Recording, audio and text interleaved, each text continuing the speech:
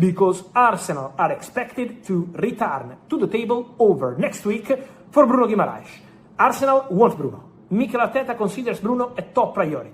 So Arsenal are expected to be back in direct negotiations with Newcastle from next week.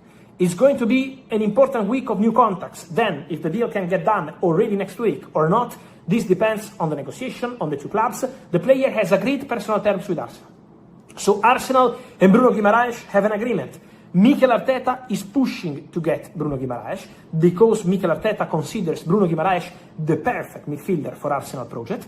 But now Bruno is keen. Arsenal are ready. Depends on the agreement with Newcastle. But Arsenal are not giving up.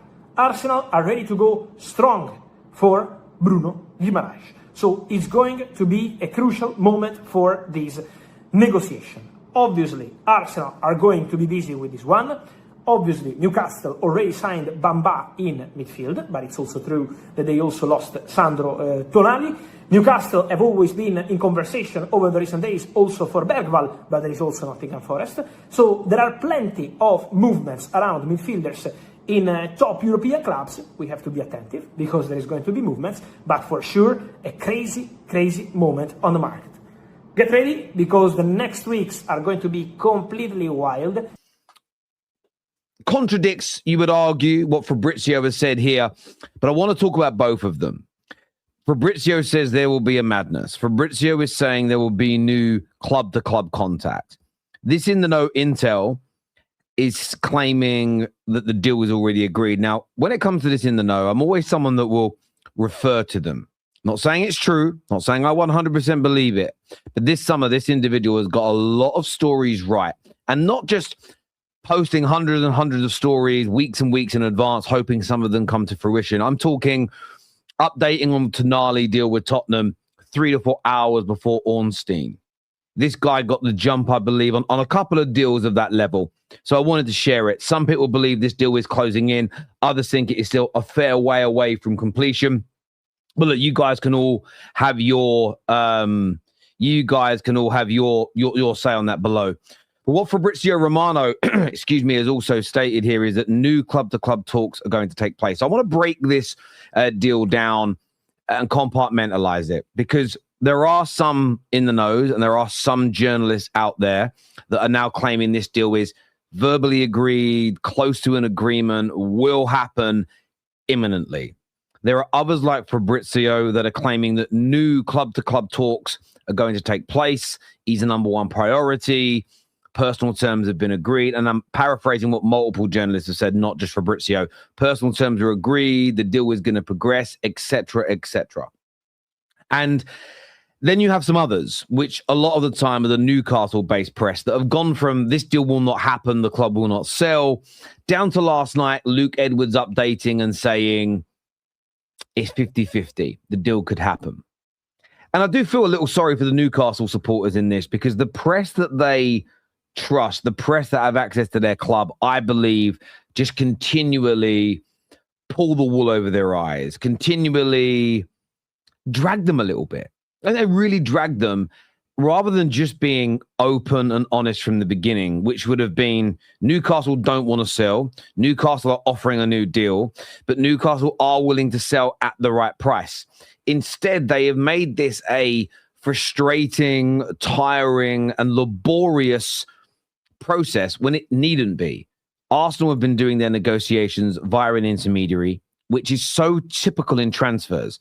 What have the Newcastle press done? They've tried to make what Arsenal are doing sound alien, different, atypical. They tried to muddy the waters the day after Kevin Keegan very sadly passed away, that Arsenal were a disgrace for the media printing stories about Bruno G's exit. This was at the same time that they were finalizing a deal to bring Bamba in to St. James's Park whilst negotiating the exit of Joe Willock. You couldn't make it up. The irony and the hypocrisy from the, not Newcastle Football Club, the Newcastle media, but they're essentially the mouthpiece of the club, and many Newcastle fans hang on their every word. So look, this deal has become convoluted because you have a side, you have a part of this deal that have just muddied the waters. Hard deal to get done. Arsenal Football Club are doing the right thing. It does carry a bit of risk, but they're negotiating the price down. They want to get the player closer to their valuation rather than just paying what Newcastle want. And that is their right. Newcastle have the right to charge what they want. Arsenal have the right to try and negotiate that price down. Yes, the Rodgers deal put some fear amongst Arsenal fans because a hijack has happened. Maybe now we know why the hijack happened with Vinny Jr. We'll see what happens with that deal later in the window. But Fabrizio now saying new club-to-club talks, that is significant. Why? Because people have played down that there have been no contact between the football clubs. But most of the neutral journalists have said there has been contact to a certain degree.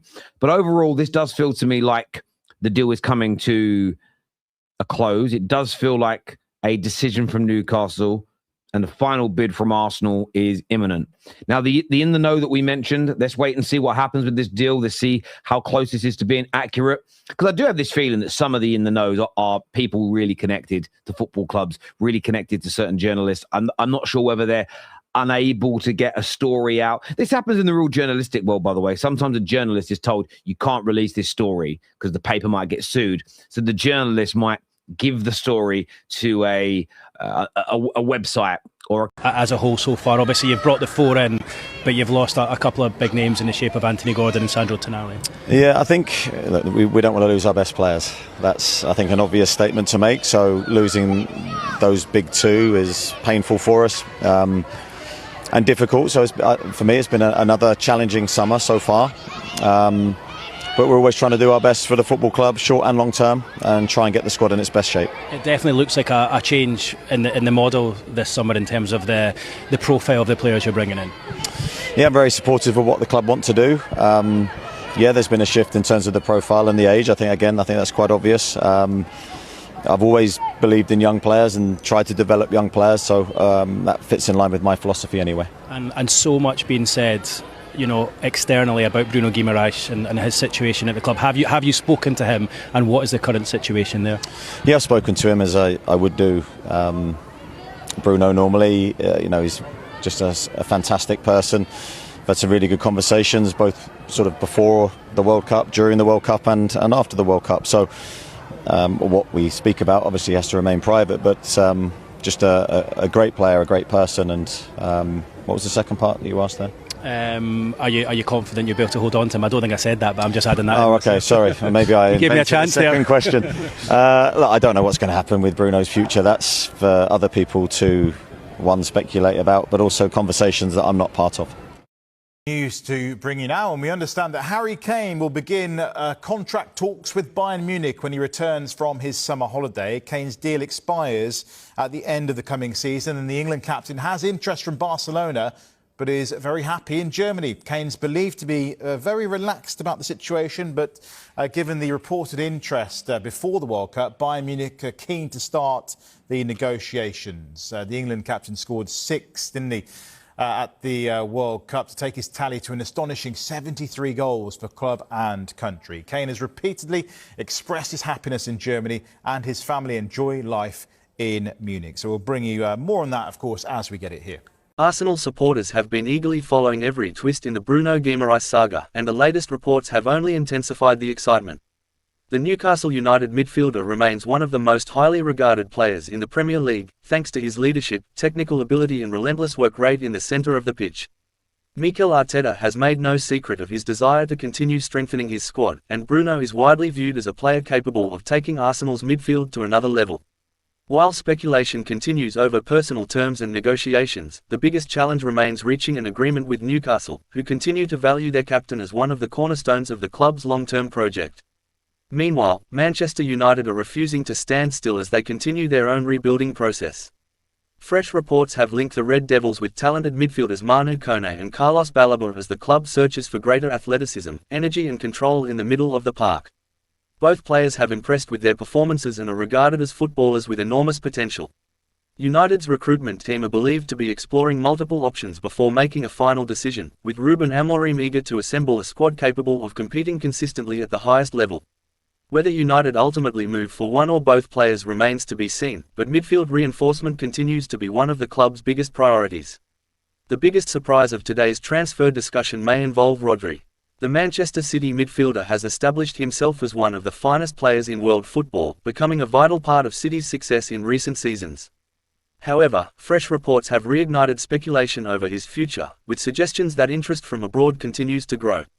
Rodri's importance to Manchester City cannot be overstated, making any discussion about his future one of the biggest talking points of the entire transfer window.